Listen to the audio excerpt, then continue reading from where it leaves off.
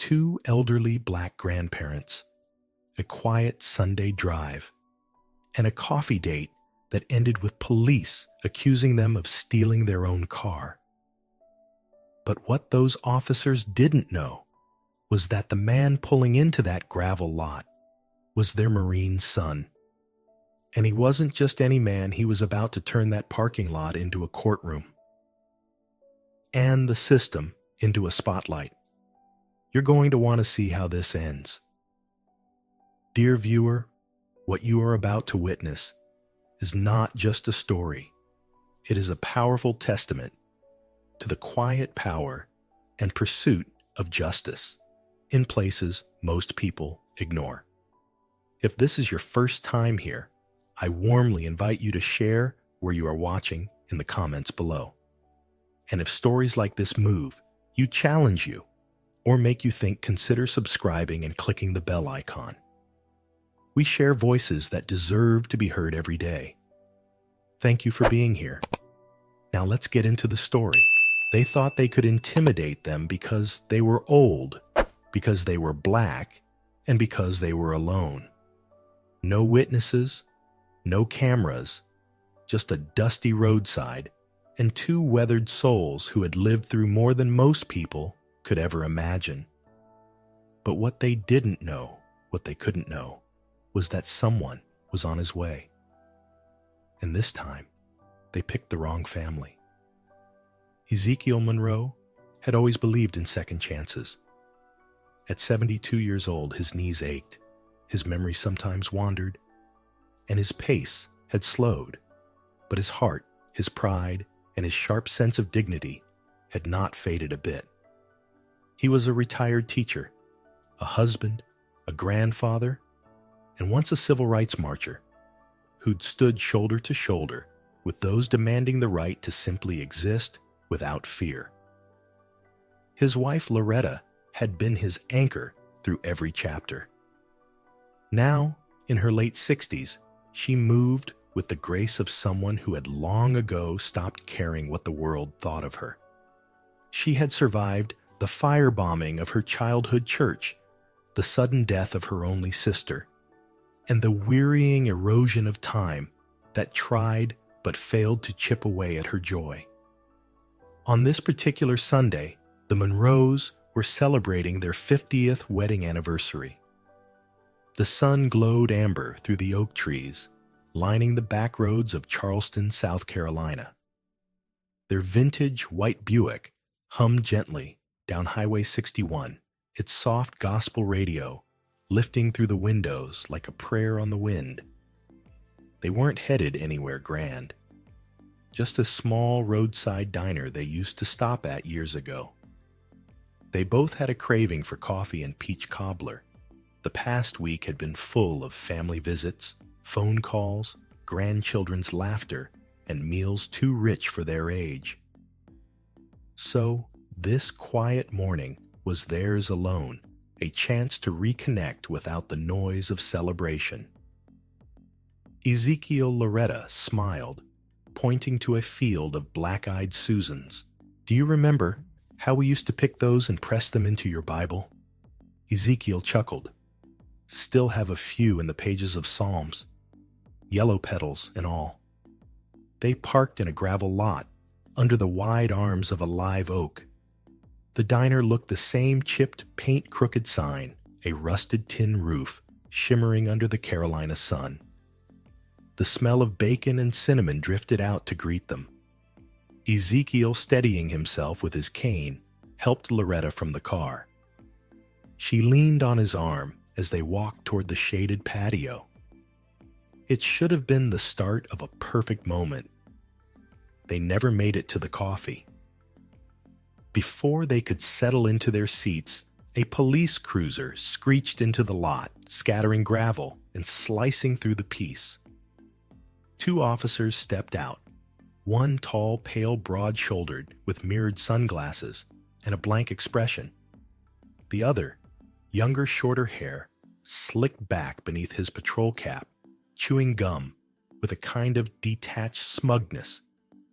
Neither greeted them, neither asked how their day was going. The taller one pointed at the Buick. "That your car, sir?" Ezekiel blinked, unsure if he'd heard correctly. "Yes, that's our car." "Can you prove that the officer asked already advancing?" Loretta tensed. Her hand gripped Ezekiel's elbow instinctively.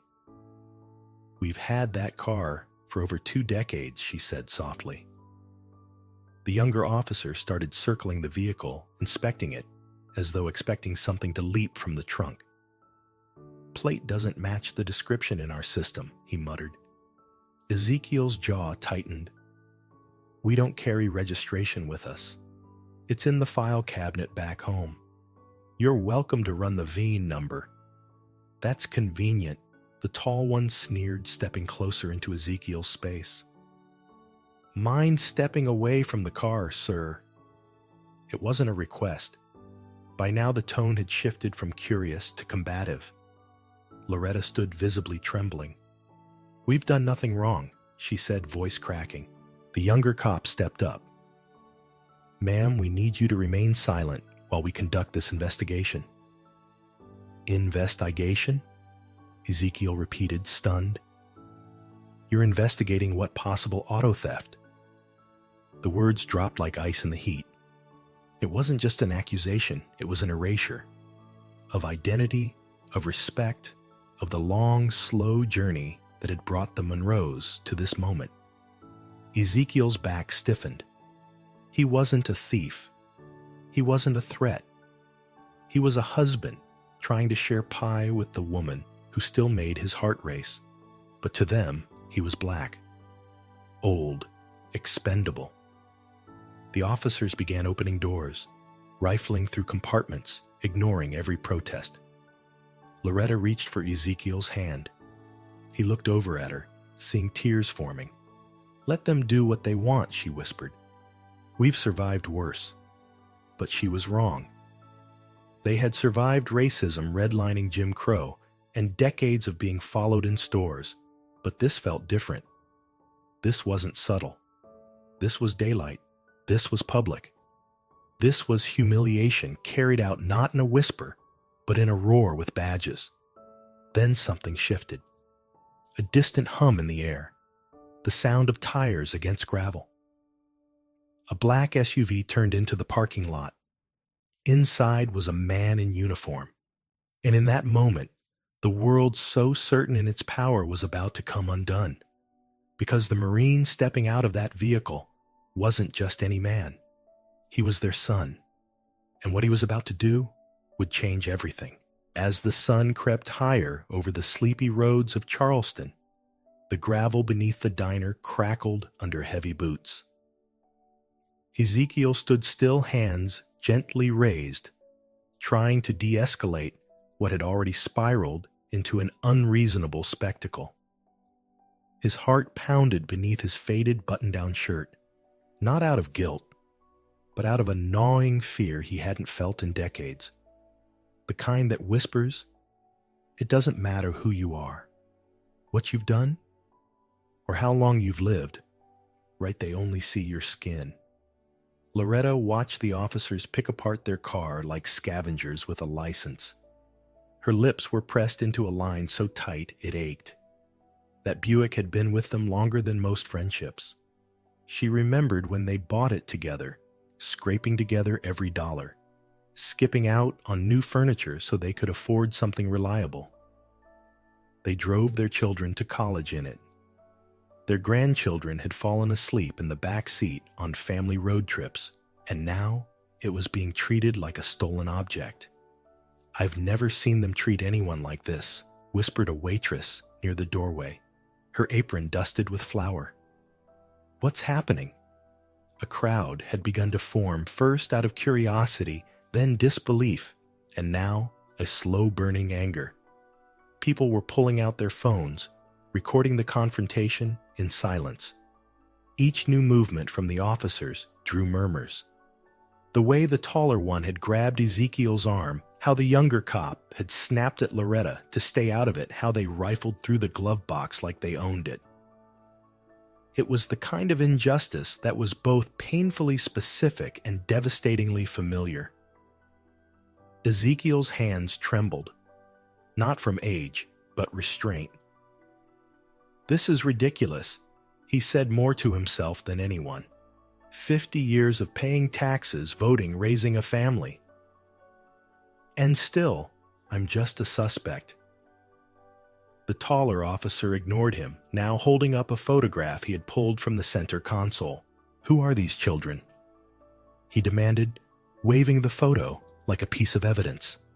It was a picture of their 3 grandchildren, smiling on Easter Sunday years ago. Loretta's composure cracked. "Those are our grandchildren." She snapped her voice, trembling with fury. "This is our car. This is our life. You don't get to treat us like criminals." The officer's eyes narrowed. "We'll see what the system says." That word system hit Ezekiel like a punch. He had fought systems his whole life. Systems that once told him where he could sit, eat live. Systems that tried to choke out his ambition, his pride, his voice. And now, in the autumn of his life here, it was again. Different badge, same shadow. Suddenly, the rhythm of everything changed. The growl of a diesel engine rolled into the lot. The SUV, clean and imposing, came to a halt a few feet from the cruiser. The driver's door opened, and a tall man in a sharply pressed Marine uniform stepped out. His boots landed on the gravel like a gavel. Every eye turned. Even the officers froze for a moment. David Monroe, their son. He moved like someone who understood danger but wasn't afraid of it. His broad shoulders carried medals, memories, and a lifetime of watching the world treat his parents with quiet disrespect. But this was no longer quiet. "Officers." David's voice rang out, measured but laced with an undercurrent of steel. "What's going on here?" The tall officer took a moment too long to answer the question, catching him off guard. "Sir, we're conducting a routine investigation. The license plate on this vehicle belongs to my parents." David cut in, not raising his voice but amplifying its weight. "Ezekiel and Loretta Monroe. They've owned that Buick longer than I've been in uniform." "So again? What exactly are you investigating?" The air hung heavy. Loretta stepped slightly behind her son, her hand reaching out to touch his elbow. She didn't need to speak. David knew. He always knew. "There was a discrepancy in the system," the younger officer mumbled. "We were just doing our job." David stepped forward. "And in doing your job, did you ask for identification? Did you consider calling in the VIN before tearing apart their car in front of strangers? Did you even pause to ask if they were okay?" Silence. "You humiliated them," David continued, "in public, with no evidence, no probable cause. You escalated before you even introduced yourselves." Ezekiel had never been prouder. His son stood like an unshakable pillar between injustice and dignity. He saw in David the quiet strength he and Loretta had tried to nurture. Respect, discipline, compassion, and fire when necessary. Now David said, turning his body slightly toward the crowd, "You've made a scene. You've got an audience. So what are you going to do?" The officers looked at each other, suddenly aware of the growing crowd, the cell phones recording every twitch of their posture.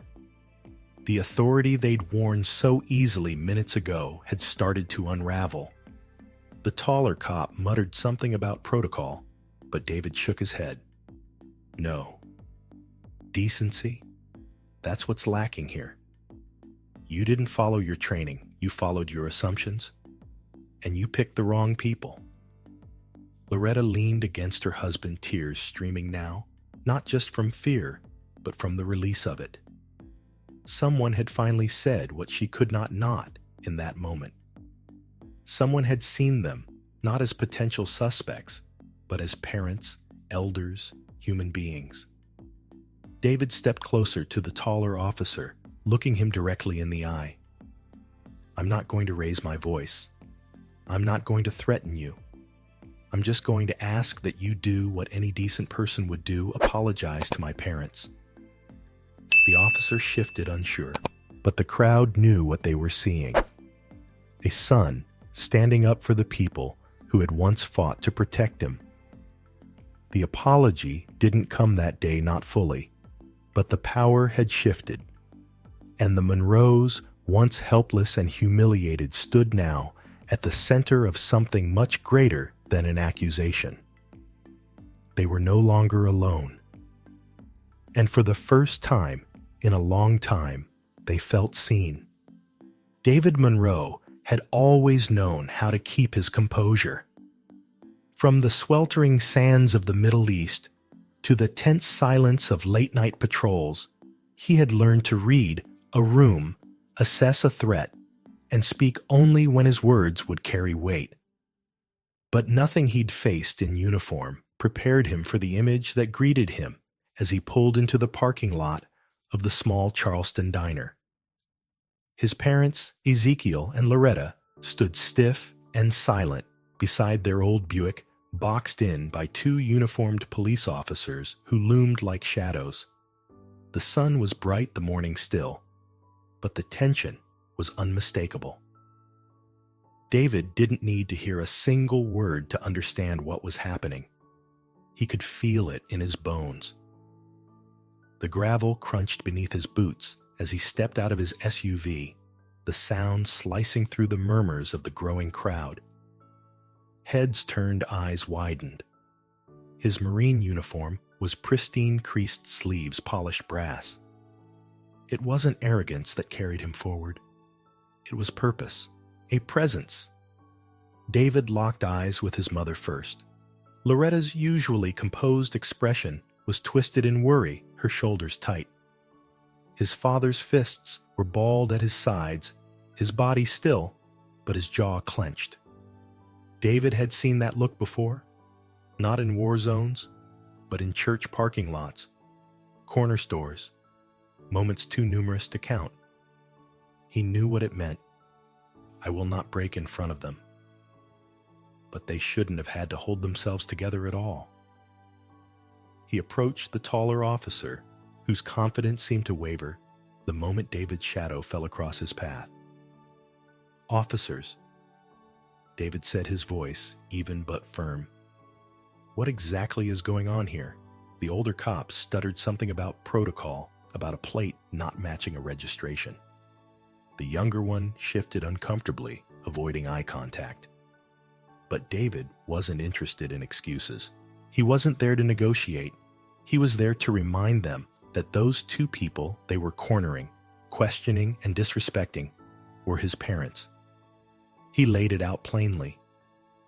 Not aggressively, but with a conviction so sharp it could not be ignored. They've owned that car for decades. If there's a system error, you check it. You don't escalate. You don't intimidate. And you don't treat my parents like suspects when the only thing they're guilty of is sitting in the sunshine on a Sunday morning. Ezekiel watched his son with quiet pride. The boy who used to fall asleep in the back seat of that Buick was now a man standing between injustice and peace. Loretta could hardly hold back the tears, not just of relief, but of validation. For all the times they had let things slide, swallowed their anger, and endured the indignities, quietly this time was different. David turned to address the crowd, his voice growing stronger. They are good people. They've paid their taxes. They've raised children. They've contributed to this community. And yet today, they are standing here being treated like criminals. Why a hush fell across the lot. Everyone knew the answer, even if no one said it aloud. Skin color, assumption, bias, that familiar undercurrent of suspicion reserved for people who dared to exist peacefully while black. David's next words cut deeper. "You know I wear this uniform with pride. I've served overseas, led men into combat, and fought to protect the ideals of this country. But what good is that service if my own parents can't enjoy a piece of pie without being harassed? The silence was louder than any protest. Even the officers seemed smaller now, their posture slackening as the weight of the moment bore down. The female officer attempted a half-hearted defense blaming the system, but her words rang hollow. David stepped closer to the taller officer, not threatening, just present. An apology isn't just a formality, it's accountability. And respect isn't optional when you're wearing that badge. The taller officer finally mumbled something resembling an apology. Loretta barely heard it. She was looking at David, marveling at the strength and integrity she and Ezekiel had instilled in him. She didn't need justice to come in the form of handcuffs or punishment. Seeing her son stand tall, unwavering, that was its own kind of justice. David wrapped an arm around his mother, then placed a steady hand on his father's shoulder. "I've got you," he said softly. The weight lifted, but only slightly. The apology hadn't come from the heart. It wasn't real closure. It was retreat. But in that moment, Ezekiel and Loretta didn't feel invisible. They weren't being dismissed. They had been seen by their son, by the crowd, by the camera phones now pointed with purpose. Something had shifted. A diner employee stepped forward with 2 cups of coffee and a quiet smile. "On the house," she said. "You've been through enough." David nodded his thanks, guiding his parents to a nearby bench. The coffee was lukewarm, the pie untouched, but in the comfort of that moment, something more nourishing lingered: solidarity, support, and the quiet strength of a son who showed up when it mattered most. The story wasn't over. It would echo in retellings, grow louder online, make its way into conversations and community meetings. But for now, beneath the open sky, surrounded by witnesses, David Monroe had drawn a line in the gravel. And the world had no choice but to see it. What began as a quiet Sunday morning in Charleston had now shifted into something far heavier. The air outside the diner, once filled with the smell of frying bacon and the low hum of conversation, was now electric with tension and awareness. No one inside returned to their coffee. No one outside looked away. All eyes were on the small parking lot where something more than a simple misunderstanding was unfolding. The moment David Monroe stepped between his parents and the officers, the dynamic had changed. The officers might not have realized it yet, but the onlookers did. People came out of shops, paused mid-bite at tables, even pulled their cars to the side of the road. There was something unmistakable about the stance David took: spine straight, voice steady, heart exposed without apology. He wasn't raising his voice. He was raising the temperature of the truth. And that truth, laid bare before dozens of witnesses, was deeply uncomfortable. The crowd wasn't just watching anymore. They were absorbing every word, every pause, every look. An older woman across the street shook her head slowly, whispering to the man beside her, "They've been married longer than I've had grandkids. That's their car." A father near the edge of the lot rested his hand on his son's shoulder, silently imprinting the moment in the boy's memory. The badge, in theory, is meant to shield and serve. But today, it weighed down the 2 officers like an anchor. Their earlier confidence, bordering on arrogance, had eroded into unease. The male officer's jaw tensed. His feet shifted constantly, as if trying to find solid ground. The female officer looked past David, searching the crowd for anyone who might offer backup, not physical, but emotional. There was none. A teenage girl in a hoodie quietly raised her phone again, this time broadcasting live. Her caption read simply, "Marine defends his elderly parents from police harassment. Comments began pouring in. Where is this? That man is a hero? This has to stop. Across the digital world, the story had begun to ripple, turning onlookers into participants, and then the silence cracked. "Excuse me," said a voice from the back of the crowd, a soft but resolute tone. A middle-aged man in a postal uniform stepped forward. "I've delivered mail to the Monroes for over 10 years. That's their car. That's their corner. That's their ritual. Every Sunday." His words weren't dramatic. They were simply true. But they carried weight because they came from someone with no reason to lie, no agenda, just a witness to a life lived quietly and respectfully. Others began to murmur in agreement. Another woman added, "They brought food to my daughter when she had surgery. I still remember the peach cobbler." A young barista from the diner nodded. "They come here all the time. They tip in 20s. They smile at everybody."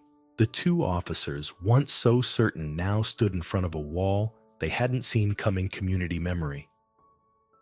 The kind that couldn't be dismissed by a mismatch in the database or waved off with vague apologies. David, sensing the shift, remained calm. He didn't gloat. He didn't take advantage of the moment. Instead, he returned to his mother's side and took her hand. "They're not invisible anymore," he whispered. The taller officer stepped forward, clearing his throat. "Sir, ma'am." "We didn't mean to." David raised a hand gently. "Stop. Don't speak, unless it's from a place of sincerity. My parents deserve that." There was a pause. The officer, clearly caught between embarrassment and protocol, hesitated. And that hesitation was the answer the crowd needed. Because what he should have said was, "I'm sorry." Not for a clerical error, but for the assumptions, for the tone, for the invasion of peace on a morning meant to be sacred. Instead, the woman officer added, "It was just procedure. We have to investigate." David's face hardened, but it was Loretta who spoke this time. Her voice wasn't loud, but it cut through the noise like a hymn. "No one's saying do your job, officer. But you didn't come here to ask. You came here to accuse." Ezekiel nodded, his voice low and steady. "And when your badge gives you the power to intimidate instead of investigate, it's no longer protection. It's persecution." The weight of those words didn't just fall on the officers, it settled over the whole crowd. It reminded everyone that power without empathy becomes a weapon. One man in the back clapped, then another. Soon the whole crowd joined in. It wasn't a cheer of celebration. It was recognition of resilience, of dignity reclaimed. The officers didn't speak again. They nodded stiffly and backed toward their cruiser, their retreat quiet but unmistakable. David watched them go. He didn't feel triumphant. He felt exhausted, not because of the confrontation, but because his parents had to endure it at all. Loretta leaned into her son's shoulder. "You made them see us, baby." "No, Mama," David whispered back. "You made them see you. I just held the mirror." Back inside the diner, the apple pie was still warm. The coffee had cooled, but no one seemed to mind. The waitress, red-eyed from what she'd just witnessed, brought a fresh pot to the table. Ezekiel took Loretta's hand again, just like he had earlier in the car. They didn't say much. They didn't need to. Because today, for the first time in a long time, they had been heard. The officers had driven away their retreat, silent and uneasy, but the residue of their presence lingered in the air like thick humidity before a storm. The parking lot, now brimming with whispers and sidelong glances, slowly returned to something resembling calm. Yet calm was not the same as peace. For Loretta and Ezekiel Monroe, The wounds of the morning were still open tender, in ways only dignity can be when it's bruised in public. David helped them both back to the table, easing Loretta into her seat like she was made of porcelain. His father followed his steps, heavy but steady, the kind of walk that comes from decades of carrying weight no one else could see.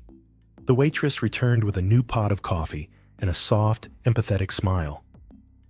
"This one's on the house," she said, gently pouring the rich dark brew into ceramic cups. "And the pie, too. It's the least we can do." David nodded in gratitude, but Loretta's lips trembled. Not from the coffee, not from the pie, from the kindness. From being seen respected, held in care after being handled so carelessly moments before. She reached for the fork, her hand still faintly shaking, and cut into the slice of warm apple pie. "Just how I remember," she whispered, the cinnamon and sugar curling around her senses like a childhood memory. "Just like the one my mama used to make." Ezekiel smiled faintly, his hand resting on hers, grounding her. "Only sweeter," he said, "because you earned it." David sat across from them, his Marine uniform still immaculate despite the chaos. He didn't eat at first. He just watched his parents. He saw their resilience, not the loud kind, not the kind you read about in textbooks or see in parades, but the quiet kind.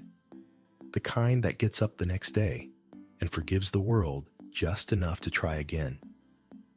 Around them, the crowd had thinned, but the ones who remained stayed with purpose. A woman brought over a bouquet of fresh-cut sunflowers and placed it gently on the table. "I don't know you," she said, "but I want to say, I'm sorry. You shouldn't have gone through that. No one should." A teenage boy, who had filmed the entire incident, walked up hesitant. "My mom said I should delete the video if you don't want it out there. But if you do, I'll post it with your words. Not the officers. Yours." David looked at his parents. Loretta nodded. "Let the world see," she said softly, "so maybe it won't happen again to someone else." The boy nodded solemnly and stepped back. The small acts of humanity were not grand or sweeping, but they were healing. Each one a balm. Each one a piece of something broken being gently stitched back together. From inside the diner, the owner came out, a gray-haired man, in a white apron, dusted with flour. He placed a fresh pie in a to-go box on the table and said nothing. Just looked Ezekiel in the eye and nodded. The meaning was clear. "I saw what happened. I see you now."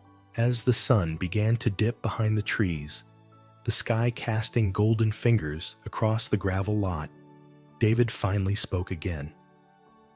"You know," he said, his voice low, "I spent years overseas thinking I was fighting for freedom. But it's days like today that remind me that the real fight is right here. At home. In diners. In sidewalks. In quiet moments where people think no one's watching." Ezekiel looked up from his coffee. "And sometimes all it takes to win is standing still. Standing firm." Loretta reached across the table, taking both her husband's hand and her son's. "We didn't ask for this moment," she said, "but maybe we were meant for it." David nodded slowly. "Maybe you were." As the Monroe family finally finished their pie, the world around them seemed to breathe again. The tension had not vanished, but it had shifted. The injustice had not been undone, but it had been witnessed. And witnessing matters. Sometimes it's the beginning of everything. They stood to leave, slowly, arm in arm, sunflowers in hand. The diner door closed behind them with the soft jingle of a bell. Not a finale, just a pause in the song. And somewhere between apology and apple pie, A new chapter had already begun. The story of Loretta and Ezekiel Monroe began with a simple Sunday drive, a peaceful celebration of 50 years of marriage of lives built on quiet resilience and steadfast love. What should have been a tranquil morning became a moment that tested their dignity, patience, and humanity. But from that crucible of injustice came something more powerful than hate, courage, unity, and a voice that refused to be silenced. They were targeted not because of a crime, but because of the color of their skin. Two elderly black citizens approached by officers with suspicion instead of respect, accused without evidence, interrogated without compassion, their history ignored, their humanity dismissed. Yet even in the face of that violation, Loretta and Ezekiel stood with grace, frightened, yes, but never broken. And then came their son Marcus, a Marine, a man forged in discipline, loyalty, and honor. He arrived not with weapons or fury, but with truth and presence, with the unshakable stance of someone who had fought abroad for liberty and now had to defend it at home. Marcus didn't just protect his parents, he exposed something larger, the uncomfortable, undeniable truth that racism doesn't always shout. Sometimes it wears a badge and calls itself protocol. Through Marcus's voice, the crowd found its own. The silent witnesses became participants. A woman's gentle touch, a teen's viral video, a diner owner's apple pie, each act said, "We see you. This is not okay." That parking lot became more than a scene of confrontation. It became a spark of reckoning, a moment where truth refused to back down. By the time Loretta and Ezekiel finished their coffee, the world had shifted, not completely, but meaningfully. That courage isn't always loud. Sometimes it looks like standing calmly beside someone you love while your heart pounds with fear. Sometimes it's speaking when you're told to be silent, and sometimes it's walking into a storm and refusing to let it change who you are. Their story teaches us that injustice thrives in silence, but so does change. That racism isn't always overt. It can be hidden in systems, assumptions, and the hesitation to question authority. And perhaps most importantly, it teaches us that allyship matters. Marcus's uniform gave him authority, but it was his love and his moral compass that gave him power. We can all be Marcus. We can be the ones who step in not to escalate, but to illuminate. We can be the people who use our voices, platforms, and presence to protect others and challenge wrongs. Whether we are filming, speaking comforting, or simply refusing to look away, we are shaping the world we want to live in. Let's take this story with us, not as a sad tale of racism, but as a beacon of what happens when people stand together in truth. Let's honor Loretta and Ezekiel by making sure that respect isn't conditional, that dignity isn't negotiable, and that justice isn't delayed. If this story moved you, if you saw your own parents in Loretta and Ezekiel, or your own sense of justice in Marcus, then let's keep the conversation going. Share your thoughts in the comments. Where are you watching from? Have you ever witnessed or experienced something like this? And if stories like this matter to you, stories that shine a light, challenge assumptions, and bring real voices to the front, then please hit that subscribe button. It keeps this channel going, and it gives us the power to keep telling the stories that need to be heard. We're not just sharing content, we're building a community, a movement, one story at a time. Thank you for watching. Thank you for caring. And thank you for being part of the change.